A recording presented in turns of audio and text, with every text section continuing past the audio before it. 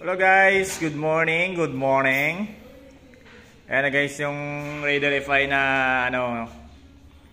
i-gauge natin to sa sniper na 150 o kaya 155, tapos Honda GTR tsaka Winner X. Ayan, stock to stock lang kami guys, abangan nyo yung full video, no? Malapit na. Inaantay na lang natin yung yung Sniper 150 kasi binubuo pa yung makina ng Sniper.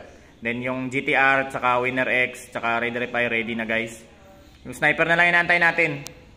Ano, stock yan. So yung makagauge natin na Honda GTR, stock din yun guys. All stock yun. So doon yun na pagdidibate yan pagka naiwan yung Raider FI, no? Sigurado talaga maraming magsitaasan ng kilay pag naiwan yung Raider FI sa Honda GTR, no? So abangan nyo guys, malapit na. Yung inaantay lang kasi namin yung Sniper na 150 kasi parang nadali yun nung nakaraan.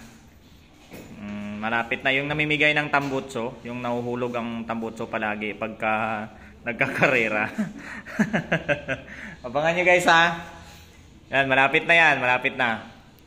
Stock to stock lang. Yan, stock sprocket tayo.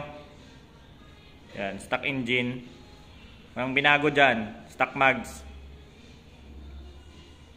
Ayan, update lang guys. Malapit na talaga, malapit na. Ay.